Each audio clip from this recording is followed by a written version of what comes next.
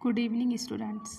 BST 12th CBSE का आज मैं पहला चैप्टर स्टार्ट करूँगी और इसी तरह से अगले 14 या 13 डेज़ तक मैं आपको टोटली ये कंटिन्यूसली आपको वीडियोस हर चैप्टर की देती रहूँगी।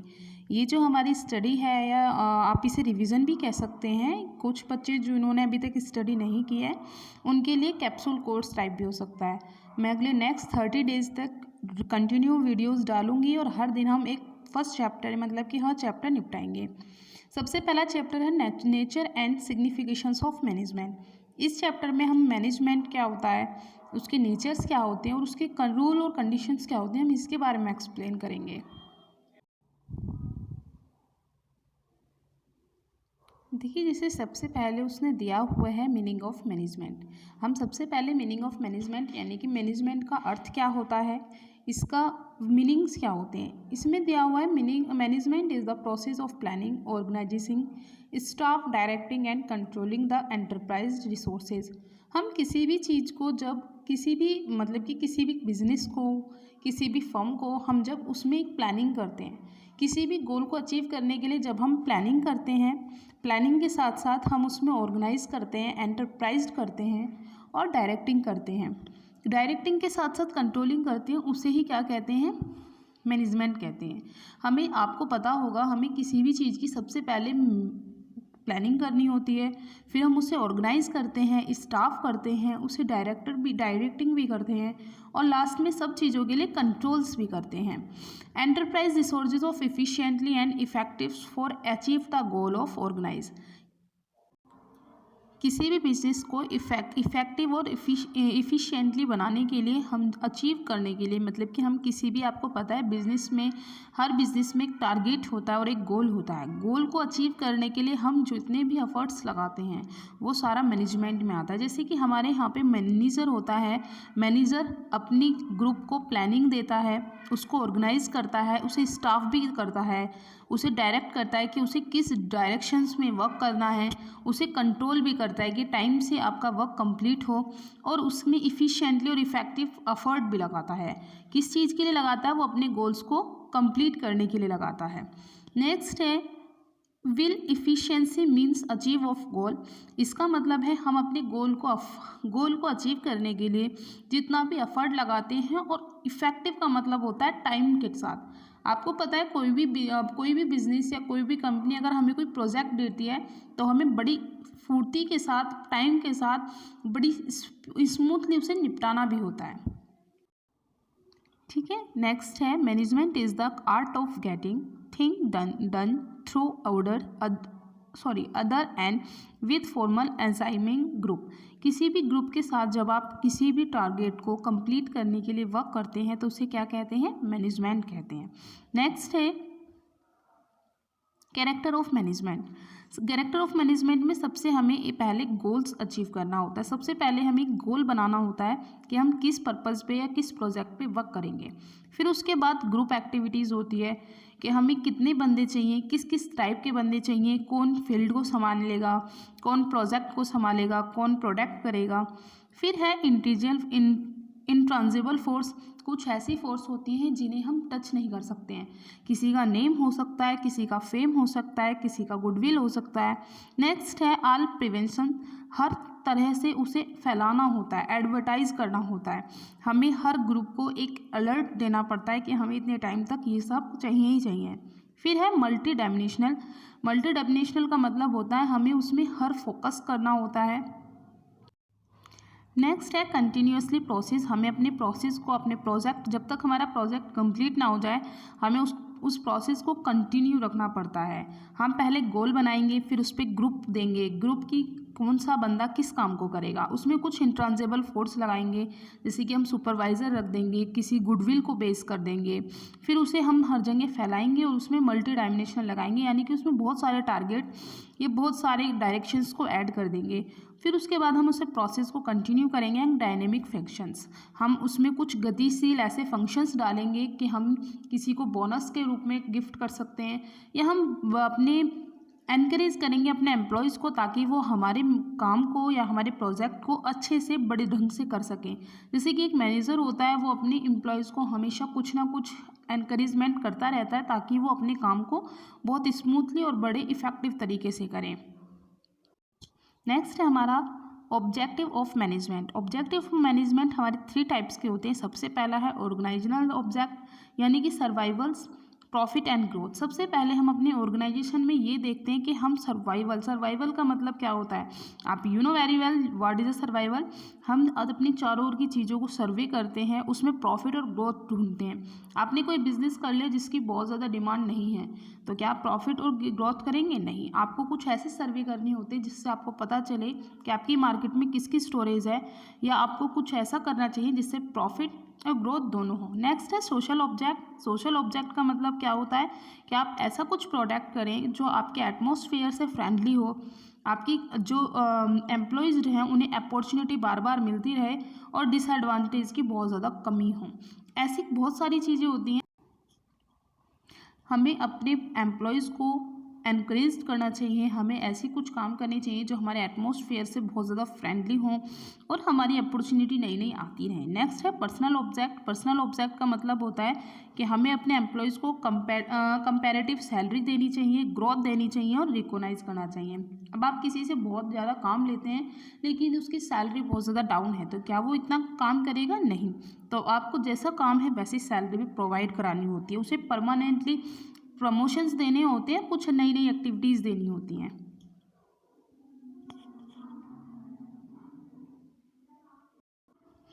नेक्स्ट है इम्पोर्टेंस ऑफ मैनेजमेंट, कि आपके मैनेजमेंट के क्या क्या इंपॉर्टेंट्स होते हैं। Help to achieve group goal, कि आपको गोल को अचीव करने में हेल्प मिलती है आपका मैनेजमेंट। अगर मैनेजमेंट बहुत अच्छा है तो वो आपके किसी भी गोल को बहुत स्मूथली अचीव कर सकता है। क्रिएशंस ऑफ डायनेमिक ऑर्गेनाइजेशंस, आपको कुछ ऐसे ऑर्गेनाइजेशंस लेने चाहिए जो आपको टाइम टू टाइम स्पीड के साथ गति देते रहें। डायनेमिक का मतलब होता है बिना रुके बहुत अच्छे से ग्रोथ करना। इंक्रीज इफिशियंसी, कि आप अपने टाइम के साथ अपने सारे टारगेट को पूरा करें। Help to achieve personal object, कि आपके कुछ पर्सनल चीज़ें होती हैं, जैसे पर्सनल आप किसी को गिफ्ट दे सकते हैं, किसी को एनकरेज कर सकते हैं, किसी को अवार्ड्स दे सकते हैं। नेक्स्ट है help to develop of society, आपको कुछ ऐसे इंपॉर्टेंट्स भी करने चाहिए। मैनेजमेंट एक ऐसी चीज़ होता है जो आपकी सोसाइटी को भी इंक्रीज कर सकता है, यानी कि उसकी डेवलपमेंट दे सकता है। नेक्स्ट है nature of management. What is the nature of management? आपको पता है हर चीज़ के 2 फैक्ट्स होते हैं, एक साइंस और एक आर्ट। तो ये सबसे पहले हम पढ़ेंगे nature management of science. Science is the systematic body of knowledge, जब आप किसी भी नॉलेज को एक सिस्टमेटिक तरीके से यूज़ करते हैं। आप उसको आपको पता है अपने एम्प्लॉय से आपको कैसे बात करनी है, आपको अपने ऑर्गेनाइजेशन से कैसे बात करनी है, प्रोड्यूसर से कैसे बात करनी है, आपको किस तरह से एम्प्लॉयज़ से काम लेना है। ये सारे रूल्स और रेगुलेशंस को मिला के क्या बनता है? साइंस बनता है। तो साइंस एक ऐसी सिस्टमेटिकल बॉडी है जो आपको law, science, management, systematical body सब चीज़ आपको प्रिंसिपल बेस्ड एक्सपीरियंस देती है। आपको पता है कि आपके यहाँ पे कोई बहुत पुराना वर्कर है, वर्कर का मतलब 20-30 साल हो गए, उसे एक्सपीरियंस हो गया है, तो आपको उस बंदे को आपकी कंपनी के सारे रूल रेगुलेशन सब चीज़ पता होती है, तो हम उसे एक दिन उसे क्या बना देते हैं। तो साइंस क्या होता है? रूल्स और रेगुलेशंस, किसी को कैरेक्टराइज करना, किसी को मेक ऑफ करना, ये सारी क्या हो जाता है? साइंस हो जाता है। नेक्स्ट है management is the regarding of science because accepting in the systematical body of knowledge, ये हमारी नॉलेज की एक बॉडी होती है, यानी कि इसमें नॉलेज होती है, आपको एक्सपीरियंस के साथ नॉलेज भी होती है। साइंटिफिक मेथड इज ऑब्जर्वेशंस, जो चीज़ों को ऑब्जर्व करता है, चीज़ों को एक्सपीरियंस करता है, आपकी फॉल्ट क्या है, आपकी क्वालिटीज़ क्या हैं, इन सबको ऑब्जर्व करता है। सर्टेन प्रिंसिपल एंड अनवर्जनल एक्सेप्ट, आपको कहीं कहीं कुछ ऐसे प्रिंसिपल्स लगाने होते हैं जिन्हें आप कभी भी रिवर्स नहीं कर सकते और जो सबके लिए एप्लीकेबल होते हैं। नेक्स्ट है management not pure science but a insect science, जो मैनेजमेंट है वो प्योर साइंस नहीं हो सकता है। आप किसी भी मैनेजमेंट में चले जाएं, आप किसी भी फर्म या किसी भी कंपनी में चले जाएं, कभी भी आप एक प्रॉपर मैनेजमेंट नहीं लगा सकते हैं। अगर आपका जो मैनेजर है वो बहुत ज़्यादा रूडली है, उसके रूल और रेगुलेशंस बहुत ज़्यादा टफ हैं, तो उसका एम्प्लॉय कभी भी इतने प्यार से काम नहीं करेगा। आपको बट एम्प्लॉयज़ के साथ टफ के साथ साथ फ्रेंडली भी होना पड़ता है, ताकि आपका एम्प्लॉय आपके यहाँ पे होने वाली सारी प्रॉब्लम्स को फ्रैंकली बता सके। तो management can be called inexact science and social sciences also, because the principle of management are not exact as the principle of physics and chemistry. जिस तरह से हम अपने फिजिक्स और केमिस्ट्री में रूल्स लगाते हैं, रेगुलेशंस लगाते हैं, इस तरह से आप मैनेजमेंट में नहीं लगा सकते हैं। मैनेजमेंट में जो प्रिंसिपल होते हैं वो फ्लेक्सिबल होते हैं, आप उन्हें मॉडिफाई भी कर सकते हैं और डिफरेंट सिचुएशन में आप उन्हें चेंज भी कर सकते हैं, depend on your human behave. आपको पता होना चाहिए कि आप सामने वाले को रूल दे रहे हैं तो वो उन रूल्स को फॉलो करेगा या नहीं करेगा। आपको पता है कि आपका एक एम्प्लॉय है जो प्यार से ही मान जाएगा, तो आप उसमें रूल्स लगाने की आपको ज़रूरत ही नहीं है। दूसरा, आपको पता है कि आपका एक एम्प्लॉय बिना गुस्सा करे या बिना रूडली बिहेव के वो काम नहीं करता है, तो वहाँ पे आपको अपने रूल्स चेंज करने पड़ते हैं। तो management is not a pure science. Next है management as a art. Management हमारा आर्ट होता है।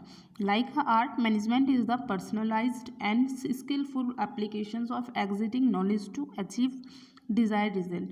अगर आपको अपनी डिज़ायर, अपनी इच्छा जैसे रिजल्ट चाहिए, यानी कि जैसा आप विश करते हैं, अगर आपको ऐसा ही काम चाहिए तो आपको अपना लॉजिकली चीज़ें करनी होती हैं।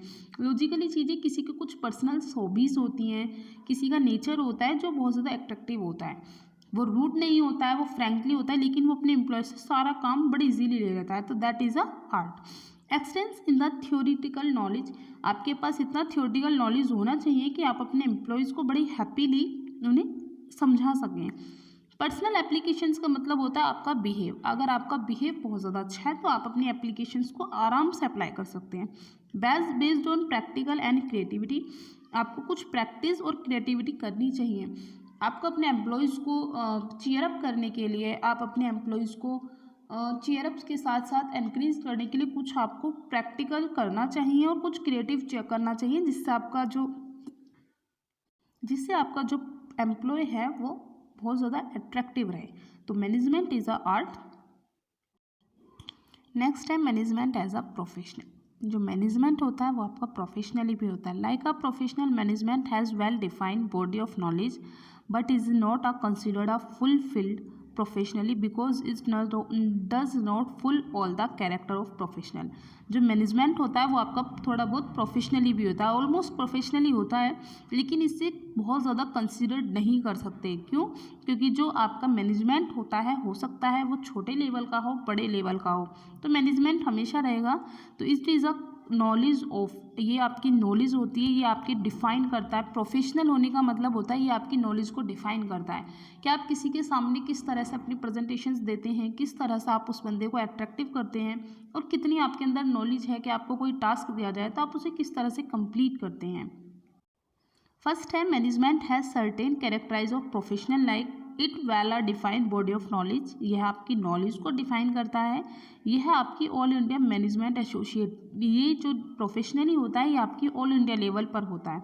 Following the code of conduct and ethic practice, ये आपकी कंडक्ट और प्रैक्टिस दोनों पर डिपेंड करता है कि आप किस तरह से प्रैक्टिस करते हैं, किस तरह से आप वर्क करते हैं।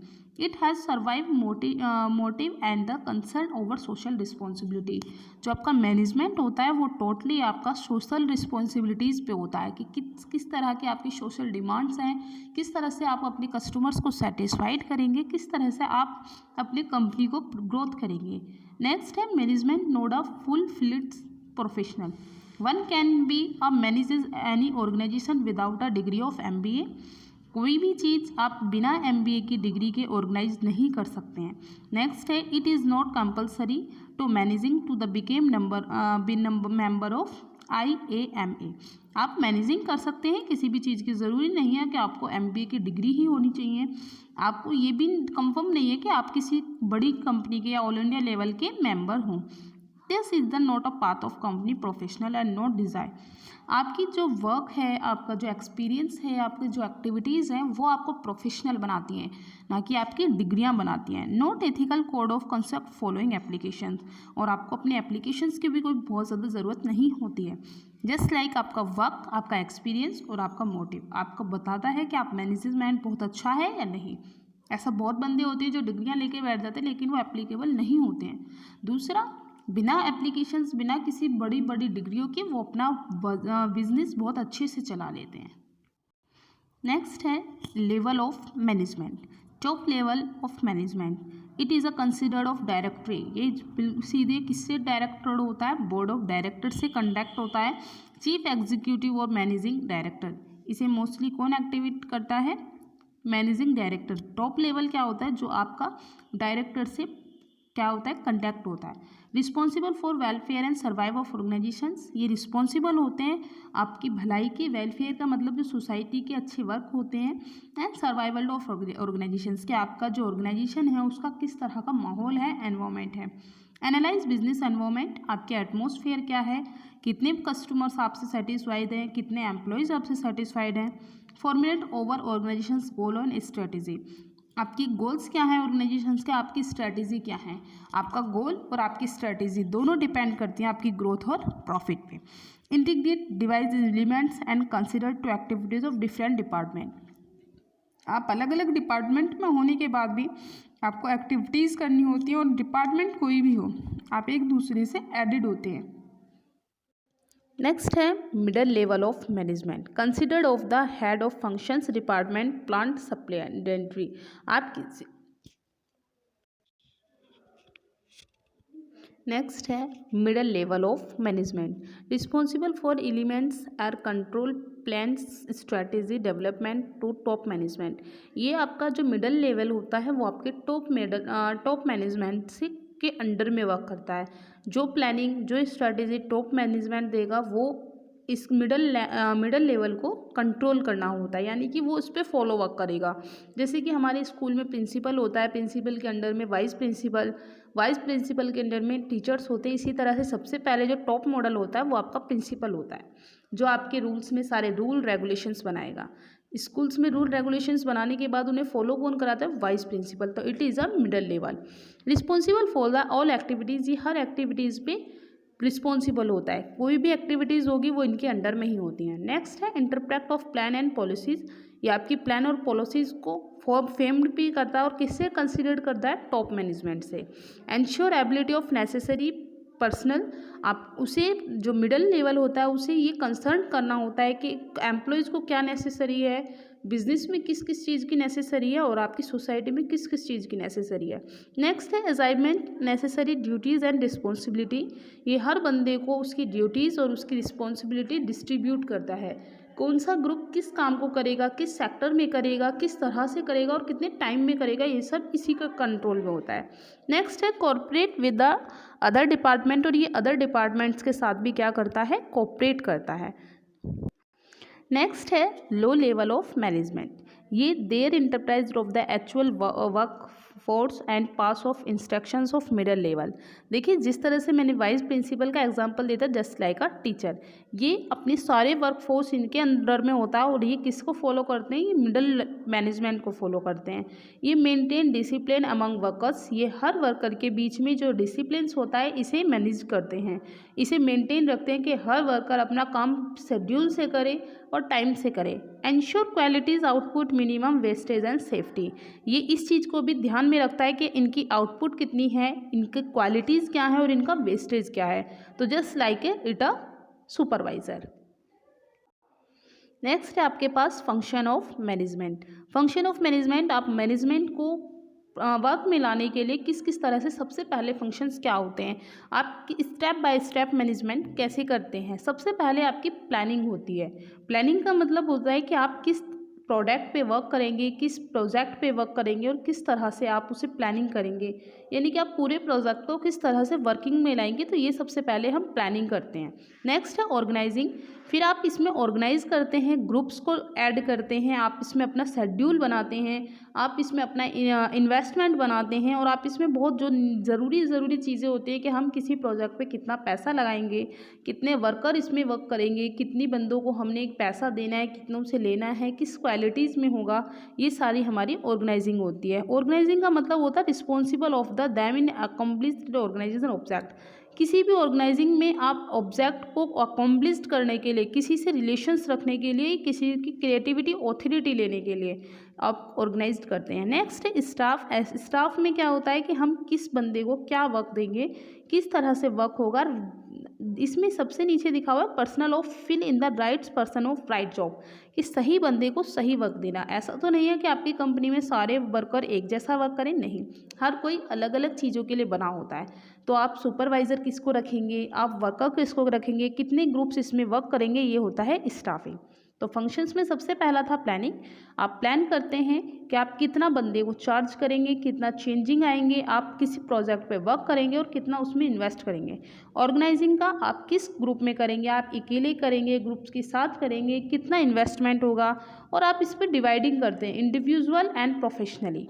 नेक्स्ट है स्टाफिंग, कि आप कितने बंदे कलेक्ट करते हैं, कितने बंदे अंडर में वर्क करेंगे, कौन सुपरवाइजिंग होगा, इन सबको स्टाफ।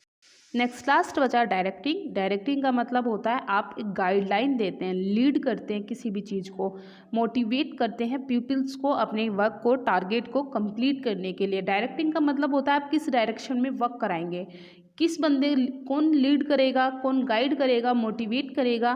तो ये अटेंडमेंट करने के लिए, यानी कि आप किसी को भी अटेंडेंस देने के लिए, किसी के भी अट्रैक्ट करने के लिए, किसी को भी लीड और मोटिवेट करने के लिए जो चीज़ होती है उसे डायरेक्टिंग कहते हैं। नेक्स्ट है कंट्रोलिंग।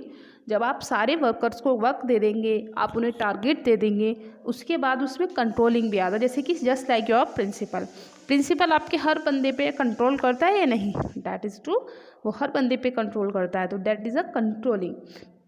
किसी भी चीज़ को आप उसमें नेसेसरी अडप्शन क्या होंगे, करेक्शन क्या होंगे, और आप किस तरह से कंट्रोल करेंगे। नेक्स्ट अब है मीनिंग और coordinations.